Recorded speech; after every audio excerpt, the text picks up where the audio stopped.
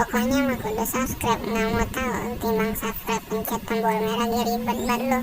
Pencet tombol merah ya, subscribe. Bismillahirrahmanirrahim. Assalamualaikum warahmatullahi wabarakatuh. Alhamdulillahirabbil alamin. Wassalatu wassalamu ala asrofil anbiya'i wa mursalin wa ala alihi wa sahbihi ajma'in, amma ba'du.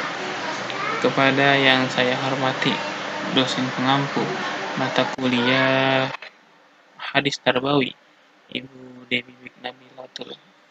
Hajah Dewi Bik Nabilatul Fauziah LCMA. Semoga beliau selalu dalam lindungan Allah Subhanahu wa taala. Di sini saya akan memenuhi atau akan memberikan materi tentang aspek-aspek dalam bertoleransi. Lebih tepatnya tentang aspek dalam toleransi beragama, yang dimana tugas tersebut untuk memenuhi UTS, ujian tengah semester mata kuliah Hadis Tarbawi. Langsung saja. Yang pertama itu pasti kita mengenal apa itu toleransi.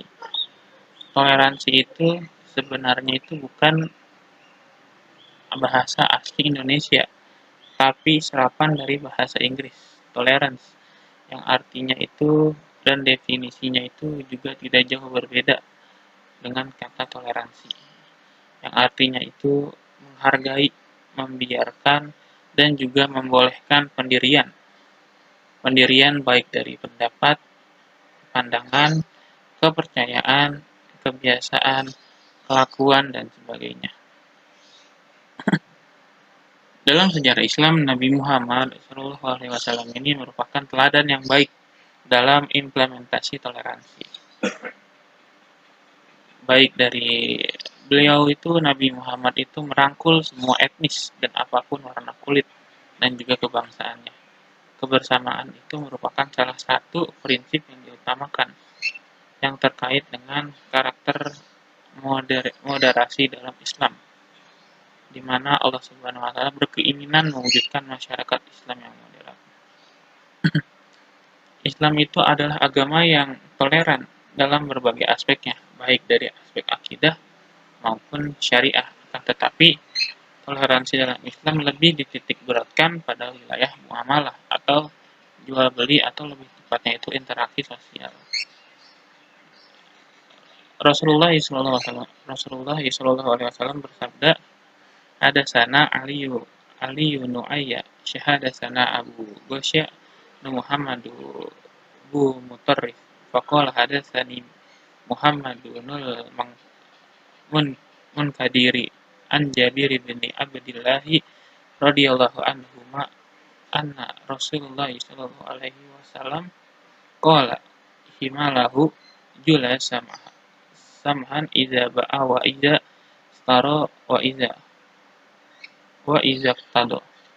Telah menceritakan kepada kami, Ali bin Ayyashi telah menceritakan kepada kami juga, Abu Ghassan Muhammad bin Mutarrif berkata, telah menceritakan kepada saya Muhammad bin Al-Munkadir dari Jabir bin Abdullah radhiyallahu taala anhu, bahwasanya Rasulullah SAW bersabda, Allah itu merahmati orang yang memudahkan ketika menjual dan ketika membeli dan ketika memutuskan perkara. Hadis ini itu menunjukkan anjuran untuk toleransi dalam interaksi sosial dan menggunakan akhlak mulia dan juga budi yang luhur dengan meninggalkan kekikiran terhadap diri sendiri. Selain itu juga menganjurkan untuk tidak mempersulit manusia dalam mengambil hak-hak mereka serta menerima maaf dari mereka. Nah, jadi hadis ini itu menunjukkan anjuran untuk toleransi dalam interaksi sosial, baik dari muamalah itu dari berdagang, terus dari segi pendidikan, dan juga dari segi kebersihan dan juga segala macam. Itu harus menggunakan, kita sebagai umat muslim itu harus menggunakan akhlak mulia dan budi yang luhur dengan meninggalkan kepikiran. Kayak misalnya saya sebagai umat muslim itu pedagang dan ada salah satu membeli dagangan saya, dan kebetulan pembeli tersebut itu non muslim bisa dibilang. Nah, ketika kita menjamu atau melayani pembeli tersebut, kita itu harus menggunakan akhlak yang mulia dan juga budi yang luhur. Jangan kayak misalnya kita nih, jangan mentang-mentang pembeli itu non muslim makanya kita punya niatan buruk, kayak misalnya, wah, pembeli ini non muslim, lebih baik saya mahalin harganya gitu. Nah, jangan sampai seperti itu gitu. Kita harus memukul rata dan juga harus meninggalkan kepikiran terhadap diri kita sendiri walaupun itu pembelinya itu non muslim. Dan juga kita harus menerima maaf dari mereka gitu. Kayak misalnya saya ini pembeli. Contoh kedua itu kayak misalnya saya ini pembeli dan juga ada pedagang yang non muslim gitu. Saya membeli barang dagangan dari orang non muslim tersebut. Nah, ketika saya beli barang dagangan tersebut, saya mendapati bahwa barang tersebut itu cacat. Nah, saya sebagai cacat di sini tuh maksudnya tuh rusak gitu, kayak nggak layak pakai. Tapi ini kelalaian dari pabriknya, bukan dari istilahnya orang non muslim tersebut gitu. Nah, kita sebagai muslim itu harus punya akhlak yang baik, kayak kita memaafkan bahwasannya ini pak, bahwasannya ini barang itu rusak. Nah, ketika mereka itu non muslim itu ataupun penjual itu meminta maaf kepada kita bahwasanya itu kelalaian mereka, kita sebagai muslim itu harus memaafkan mereka gitu. Nah, dalam memahami toleransi ini, umat Islam itu tidak boleh salah kaprah. Toleransi terhadap non muslim itu hanya boleh dalam aspek muamalah, hanya seperti perdagangan, industri, kesehatan, pendidikan, sosial, dan lain-lain.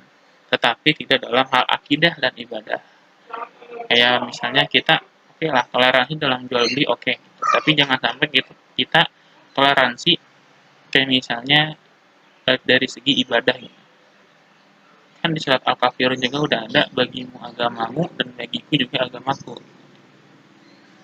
Jangan sampai kayak istilahnya, yuk ikut yuk ibadah di tempat kami gitu, di gereja misalnya. Jangan sampai gitu. Kita toleransi boleh, tapi juga ada batasnya.